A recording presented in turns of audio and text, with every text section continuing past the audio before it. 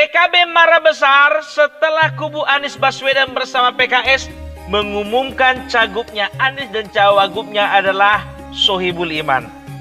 Bakalan ada yang gagal mencalonkan diri nih. Aduh, bapak-bapak di PKB kenapa Pak ngambek ya? Aduh, emang udah berapa kursi sih Bapak punya? PKS itu loh, itu kan juara 1, 18 kursi. PKB kan cuma 10 kursi, maklumi aja lah. Oh iya, kalau di mata undang-undang, PKB dan PKS itu sama-sama sederajat tidak bisa mencalonkan diri sendiri.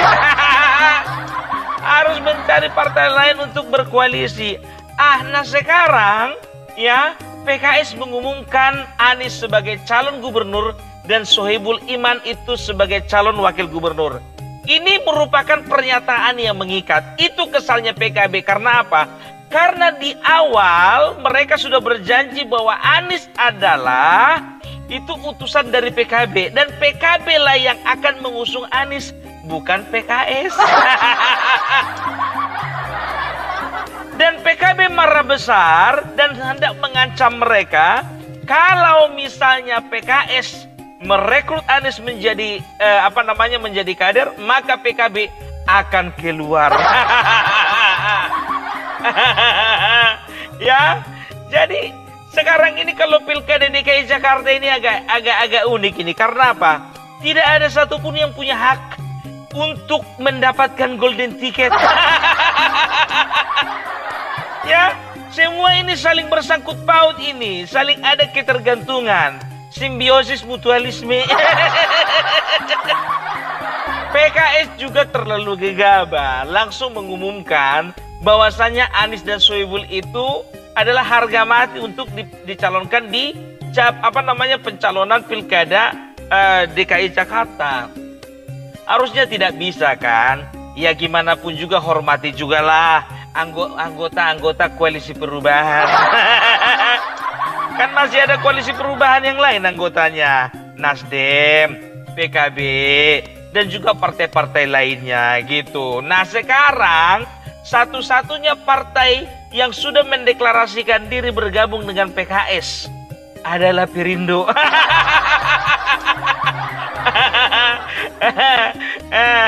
Menyumbang 1 kursi. 1 kursi bro. Yang dibutuhkan itu jumlah total 22 kursi. Nah PKS 18 kursi. Kok cari bantuan cuma 1 kursi? Kalau misalnya Perindo ini kan joker ini. Gimana aja masuk. Yang penting dapatan. Nah itulah resiko kalau misalnya resiko kalau partai cilik, bukan partai wong cilik ya. Jadi ini ya diprediksi langkahnya si Anies Baswedan itu akan semakin berat. Karena apa ya? Jadi ada 3 poros ini yang akan bermain kemungkinan besar. Poros pertama itu KIB, Koalisi Perubahan ya. Itu terdiri dari PKS, PKB, dan juga Nasdem ya. Ya kita hitung dulu partai-partai besarnya, nggak usah dulu Perindonya hitung. Yang besar-besarnya aja lah dulu ah. Sedangkan PSI yang dapat banyak kursi nggak pala dihitung itu.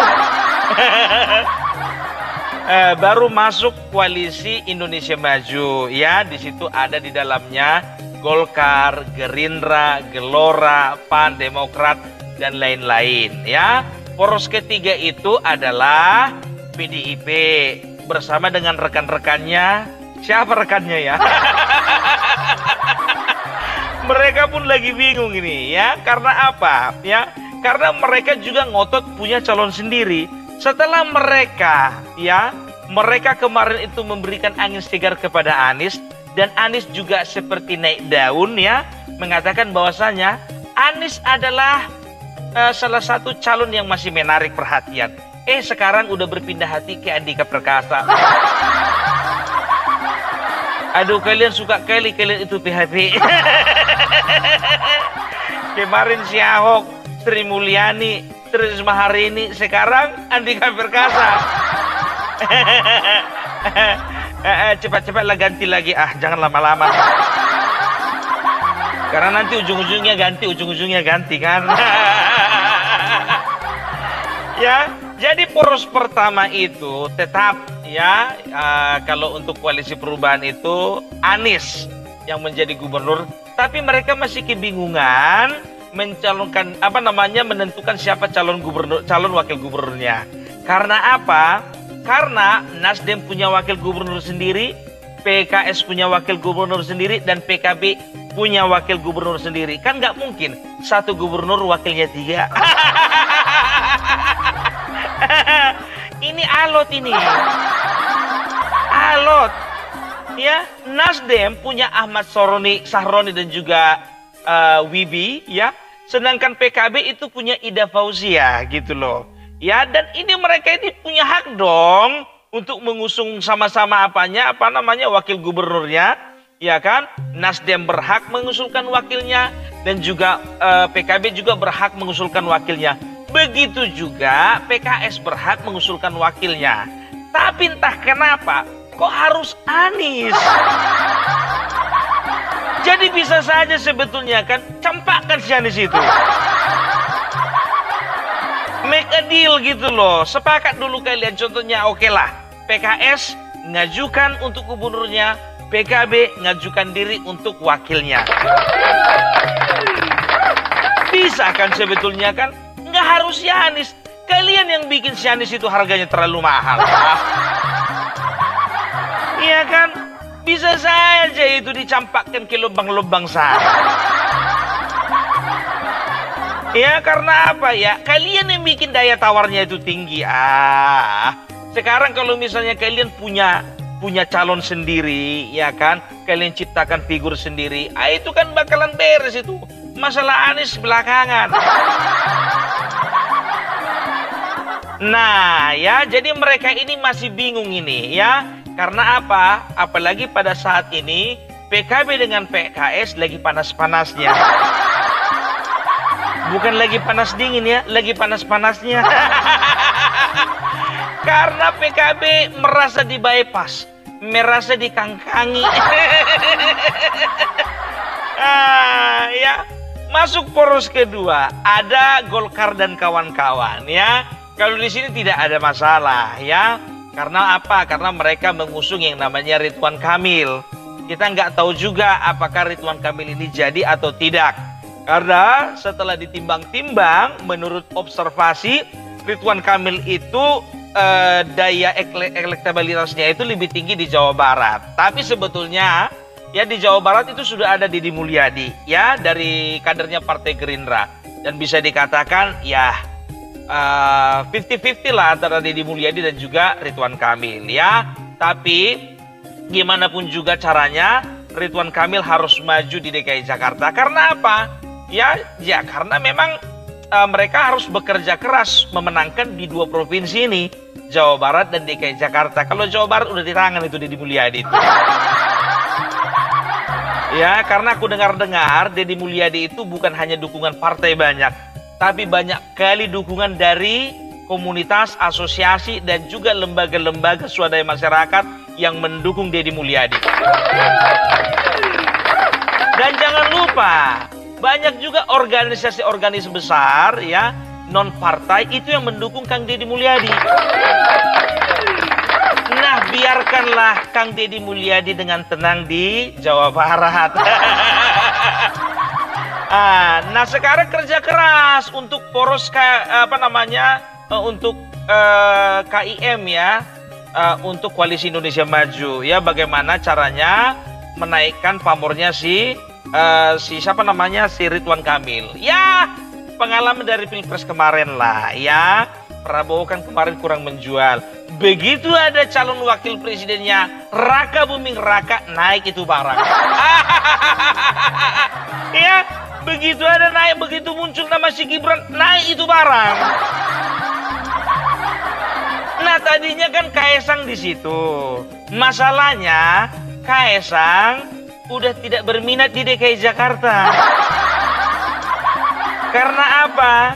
Kaesang DKI Jakarta hanya diagung-agungkan atau digaungkan sebagai calon wakil gubernur. Di Jawa Tengah, beliau elektabilitasnya tinggi sebagai gubernur. Nah, sekarang Koalisi Indonesia Maju sedang berpikir keras dan bekerja keras. Kira-kira siapa wakilnya? Kalau kulihat mereka sedang menantikan, ya, mereka sedang menantikan kedatangan dari Nasdem membawa wakil ataupun membawa PKB datang membawa wakil. Supaya makin kuat, karena sejauh ini untuk Golkar dan kawan-kawan siapapun wakilnya nggak masalah. Nggak ada masalah karena mereka sudah cukup kuat gitu.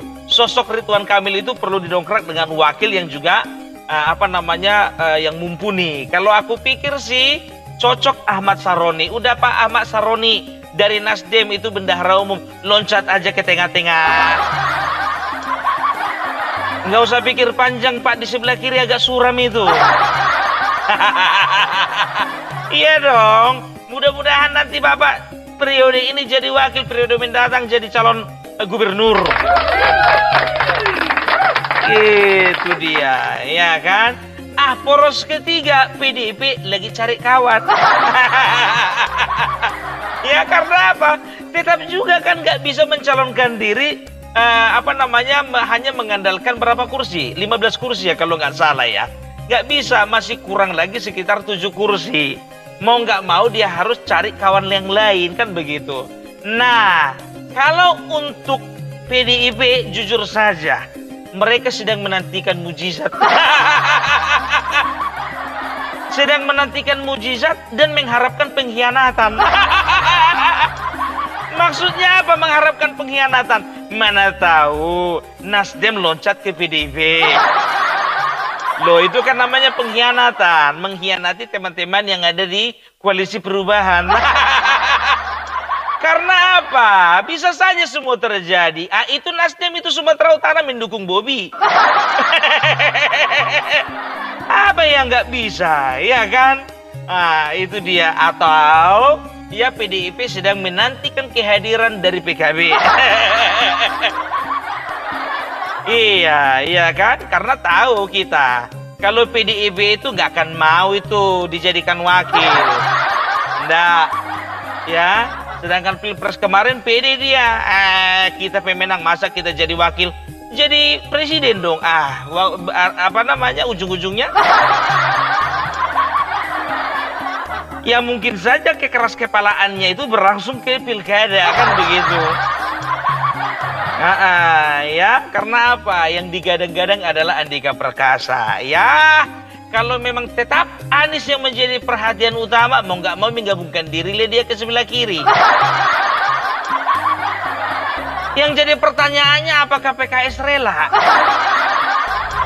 menggugurkan Sohibul Iman untuk mengalah, untuk tidak menaikkan Sohibul Iman?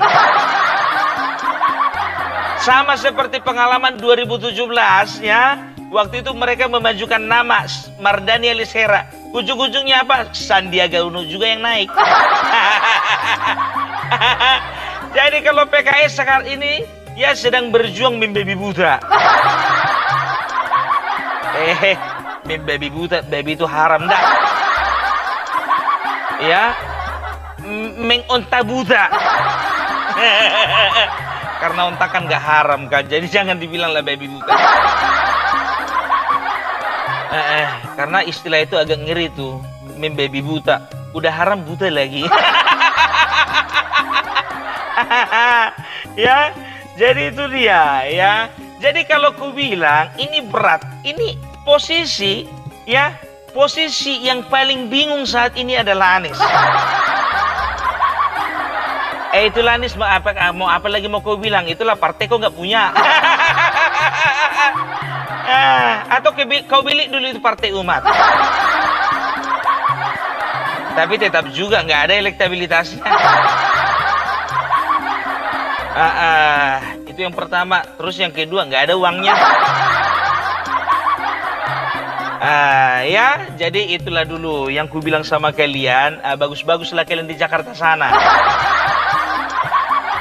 Walaupun yang kami dengar gaungnya di daerah ini Anies masih kuat, tapi silakanlah bingung. Iya kuat, karena partai sana, partai-partai itu yang bikin terasa kuat. Sebetulnya enggak, lemahnya posisi Anies itu. Nggak tahu, nggak ngerti aku, kok bisa si Anies itu lebih berkuasa daripada partai. Harusnya kalian partai politik itu dong, yang cari cara bagaimana kalian itu mengedepankan kader, bukan siapa-siapa di dalam partai kalian. Ini enggak saya lalap, Anies kayak nggak ada jengkel. Paket aman ini sebetulnya membahayakan tidak buat PKS dan juga Anies? Atau justru menguntungkan buat Anies? Kalau bagi PKS tentu sangat aman, karena mencoba untuk mengunci bahwa calon wakil gubernur yang ditawarkan oleh PKS tentu akan diamankan kan. Tapi soal paket aman ini kan menjadi ancaman bagi PKB. Paket aman jadi ancaman? Tapi ancamannya bagi PKB, mungkin juga bagi PDIP, mungkin juga bagi Nasdem yang sepertinya punya intensi tertarik ke Anies tapi mengincar posisi wakilnya. Dalam konteks itulah kemudian PKB itu bicara soal deadlock. Kalau begini ceritanya, maka jangan berharap ini barang akan kemudian bisa melaju sebagai kontestan di Jakarta. Kalau PKS mencoba untuk mengunci wakil gubernur bagi Anies Baswedan, bukan tidak mungkin PKB dan PDIP yang di awal itu kelihatan punya minat kepada Anies Baswedan, itu diralat statement-statement